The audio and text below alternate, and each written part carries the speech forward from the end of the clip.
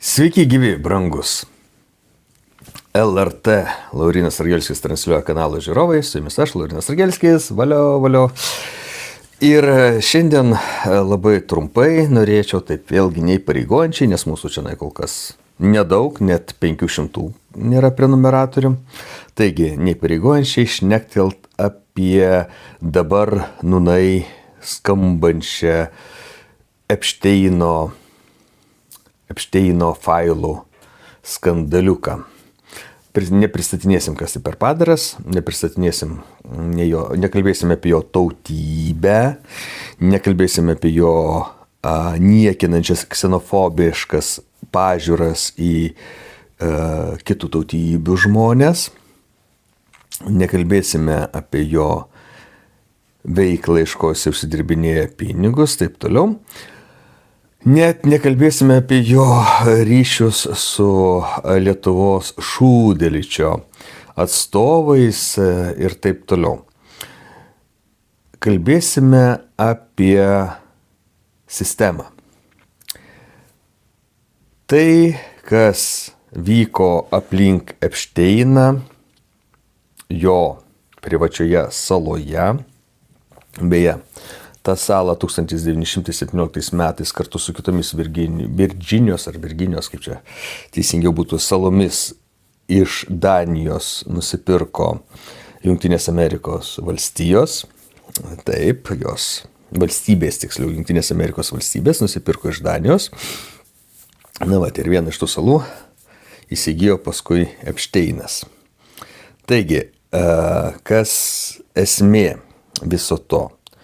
Pirmiausia, ką reikia suprasti ir įsisąmoninti, kad tai nėra kažkoks išskirtinis atvejis, kad Jeffrey's Epšteinas nėra kažkoks išskirtinis, vienintelis ir nepakartojamas, kaip savo laiku vieninteliu ir nepakartojimu pristatinėjo Markizą de Sadą. Ne, draugai mano, Jeffrey's Epšteinas yra bendros globalaus valdymo tinklo, bendro globalaus valdymo tinklo dalis. Viena iš. Taip sakant, jeigu mes įsivaizduotumėm, kad ant pasaulio žmonijos yra užmestas toksai valdymo tinklas, ar ne? Tinklas, tikrai to žodžio prasme, tai Epšteinas ir jo sala yra vienas iš to tinklo mazgų, kuris savo ryšiais, susėdamas tam tikrą dalį šito globalaus šūdeličio, atliko savo funkciją veiksmų koordinavimo, valdymo, laikymo už kojonės, kaip ten pautai vadinasi, gražiai meksikietiškai, ispaniškai. Tai laikymo už Fabergé funkcija. Taip, tų žmonių, kuriuos esant reikalui, iš tų Fabergé reikia patempti, kad jie priimtų vienokius ir kitokius sprendimus. Tai reiškia, kad pasaulyje yra dar nežinia kiek tokių punktų. Tie, kas gilinosi į šitą temą, kaip per šitos deviantus, antžmogiai save laikančius übermenšus, yra kūriamos kontrolės sistemos, negalėjo neaptikti liudijimų iš kitų pasaulio vietų. Labai dažnai tie liudijimai apie visokius tokius Epšteino analogus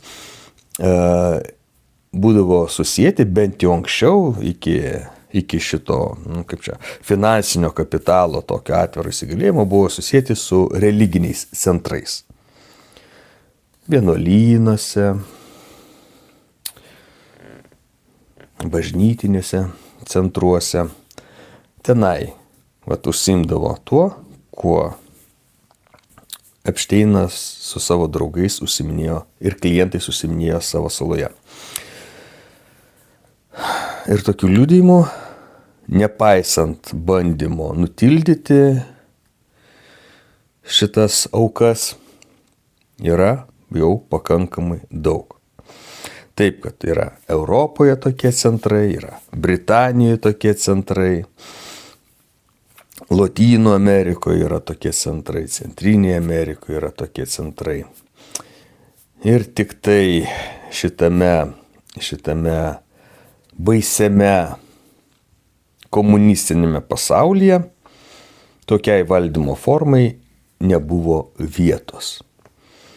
Tiksliau, žmonės turinčius tokius deviantinius sutrikimus specialios tarnybos išnaudodavo kaip tą apatinę stukačių ir informatorių grandį, ir provokatorių, jeigu reikdavo. Bet jie niekada nepakildavo aukščiau to šūdrų lygio. O civilizuotame vakarų pasaulyje gyvenančiame pagal vakarų vertybės, čia buvo jau šūdaličio privilegija. Taigi, čia pirmas momentas, kurį labai labai svarbu suvokti. Tai nėra kažkoks išskirtinis atvejis, tai nėra kažkoks ojojoj atvejis.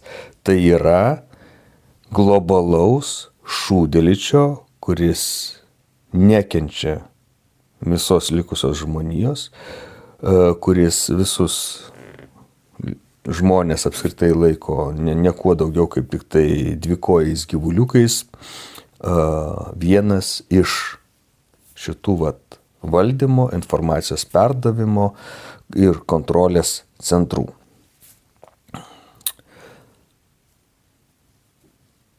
Antras svarbus momentas.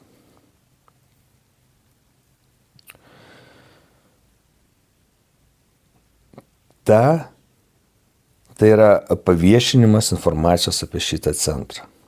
Tai nebuvo kažkokių slaptų šitų insaidų ar ne informacijos nutekinimo rezultatas, kad visuomenė sužinojo apie Jeffrey Epsteino reikalus, apie jo klientus ir dabar yra išverčiama ten ta publikuojama medžiaga. Ne.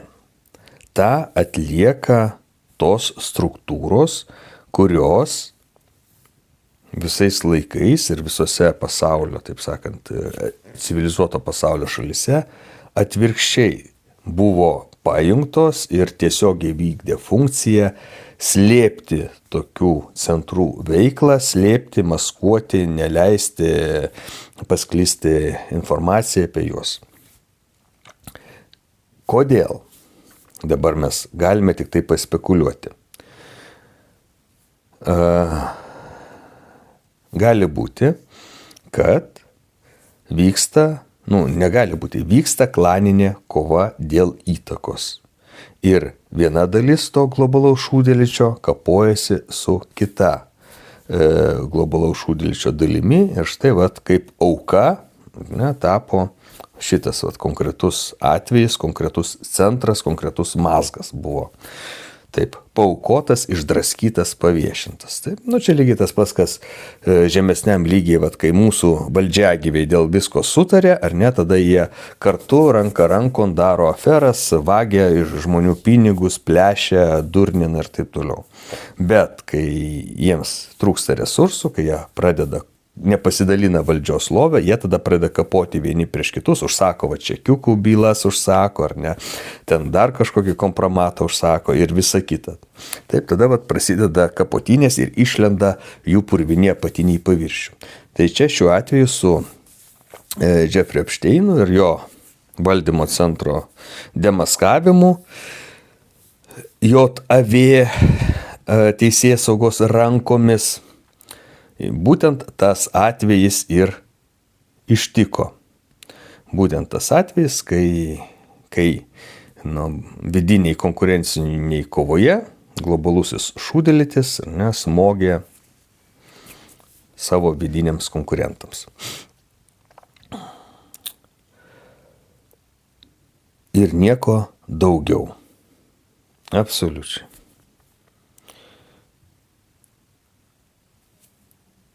Susitvarkys, išsispręs savo įtakos klausimus ir toliau ramiai vykdys savo politiką, savo valdymą, savo šitos visus satanistinius ritualus ir tęs savo jiems įprastą gyvenimo būdą, susidedantį iš visų įmanomų šlykštynių ir iškrypimų. Trečias dalykas, dėl ko mes išgirdome ir taip plačiai per visą pasaulį buvo paskleista, vėlgi tai yra tam tikras visuomenės valdymo ir testavimo mechanizmas, kai pajungiama Overtono langų metodika. Tai yra, mus verčia kalbėti, diskutuoti, smerkti be abejo, bet svarbiausia, mus verčia kalbėti ir žinoti, kad štai yra tokie žmonės, kad elitas tuo užsiminėja, kad manekenio visas tas biznis, tai yra elitinė prostitucija, kuri, ten šitais feodalizmo laikotarpiu buvo gražiausios, taip sakant, ir pisliausios teikiamos į šitą monarchų stalą, taip, monarchų haremus ir monarchų budarus, o dabar teikiamos yra šitiems valdžią turintiems į jų buduarus ir į jų haremus, taip. Ir kad tai yra toksai būdas, kaip, atvirai pasakoma, štai jums yra būdas, kaip tapti žvaigždėmis vakarų visuomenėje. Na ir nekalbant apie visus kitus iškrypimus.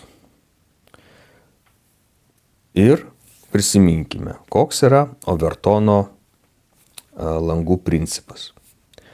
Pirmiausia, tą dalyką, kuris yra net neįsivaizduojamas, apie kurį net nekalbama padorių žmonių draugijoje, taip, kuris yra visiškai kažkokių tenai medicinos darbuotojų, kriminalistų, siauros sferos istorikų, taip, tyrimo objektas, kad jį padaryti visuotinai žinomų dalykų. Normalioje visuomenėje apie tokį reiškinį kaip pedofilija žino tik tai siauras ratas žmonių, kurie su tuo reiškiniu, kuriems tvarkytis ir žinoti apie tą reiškinį yra tiesioginė jų profesinė pareiga. O plačioji visuomenė net įtarti negali, kad tenai kažkas tokio gali vykti. Lygiai taip pat kaip ir kiti seksualiniai iškrypimai. Plačioje visuomenėje, normalioje, sveikoje visuomenėje, tai yra už pokalbių ir dėmesio rato. Apie tai net negalvoja, apie tai žmonės net nežino, net nesupranta, net nesuka galvos, kad toksai daiktas egzistuoja. O tam, kad šitą visą reiškinį legalizuoti, normalizuoti ir padaryti visuotinai privalomų, reikia pradėti pirmas žingsnis, kad apie jį apskritai sužinotų. Tam ir yra naudojamas informacijos, tas įmetimas, platinimas, kalbėjimas. Mes radome problemą ir dabar apie ją mes garsiai visi turime kalbėti. Žmonės išgirdė apie tokius dalykus, kurie išeina taip už jų tenai, kaip čia pasakius, už jų supratimo lauko, jie tiesiog spjaudosi, jie to nepriima, iš karto negatyvi reakcija ir visa kita. Bet būtent to ir yra siekiama, nes čia yra pirmas žingsnis, kad apie tai išgirstų. Antras žingsnis, kad apie tai pradėtų kalbėti. Smerkti, tyčiotis, šaipytis, bet kalbėti. Trečias žingsnis, po to, kai tai yra kalbama, neigiama pusė ir, taip sakant, pristatoma visuomenė, taip rodo tokį atmetimą. Trečias žingsnis, į tą diskursą, į pokalbį įtraukti balsų keliančių abejonę. Kad, gerai, tai čia dalį visuomenės nepriimtina, bet tai mes, bet yra tų, kam tai yra natūralu, tų, kam tai yra priimtina, tų, kas taip gyvena, negi mes galime, taip sakant, atmesti dalį visuomenės ir taip toliau, žodžiu. Pradėti versti šitą visą masinį atmetimą, masinį taip patyčias, panieką, pašaipą, versti privalomų tokių, kaip čia, padaryti diskusijų objektų, kad ne viskas taip vienareikšmiška. Sekantis momentas padaryti, kad šitas reiškinys, tų diskusijų pagalba, apskritai būtų vienas iš egzistuojančių visuomenėje reiškinių. Nei daugiau, nei mažiau. Yra tokia forma gyvenimo, yra tokia forma gyvenimo. Yra ir tokia forma gyvenimo. Sekantis paskui padaryti, kad to dalyko, to reiškinio negalima kritikuoti, negalima tyčiotis iš jo, negalima iš jo šaipytis.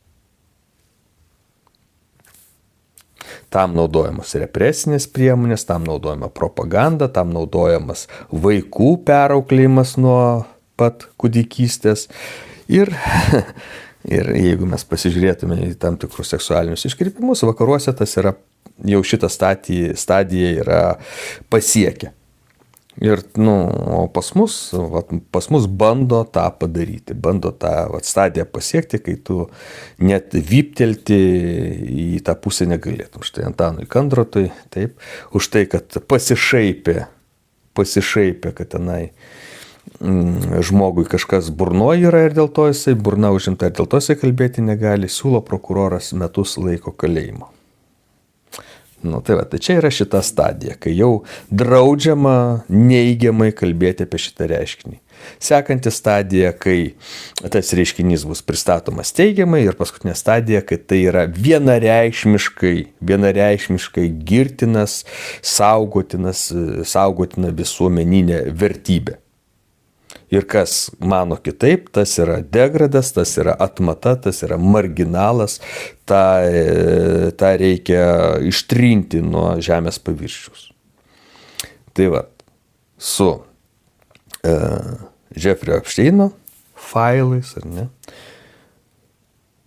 einama, taip sakant, pradedama įvedinėti į tą globalų diskursą visuomenės, dėmesio lauką, ne tai, kad įvedinėti, pramušinėti ir sekanti tą seksualinio deviacijos, to degradacijos visuomenės lygis keliamas. Kam to reikia? Draugai mano. Georgetowno akmenukus prisimename.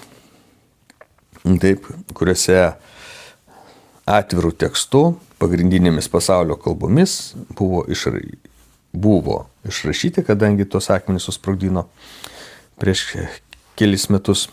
Buvo išrašytas ta globalaus šūdėlyčio programa.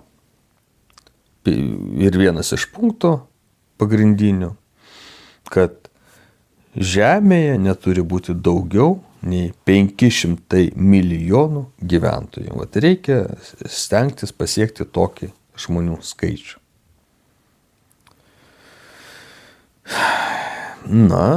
Tai kad palikti 500 milijardo gyventojų, kažkur reikia sukišti po Velėną, ne kažkur, o po Velėną reikia sukišti, kiek? Nu, jeigu dabar 9, tai 8,5 milijardų. Tikslaus šiaip tai gyventojų skaičiaus realiai niekas nežino, bet taip pat daugmaž įtarinėja. O gal 12 jau milijardų yra, gal 10, bet netame esmė, žodžiu. Reikia sukišti didelę dalį žmonių po Velėną. Ir sukišti taip patikimai, ar ne, kad jie po savęs dar ir nepaliktų sekančios kartos.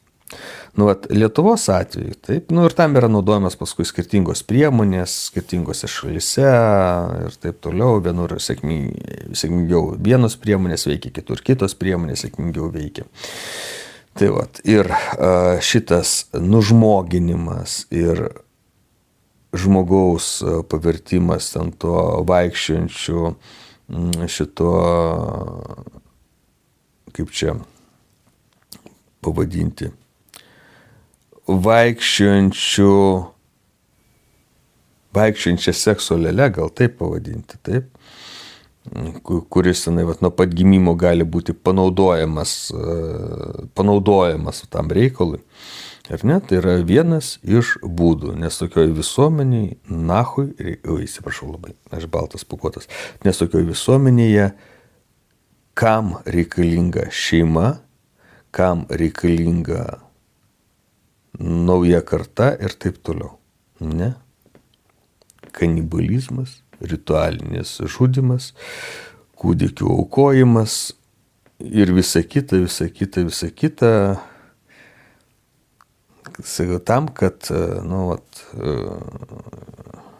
žmogus nieko nesiskirtų nuo tų dabar daromų silikoninių lėlių su savo tais mechanizmais skirtų šitiems seksualiniams poreikiams tenkinti.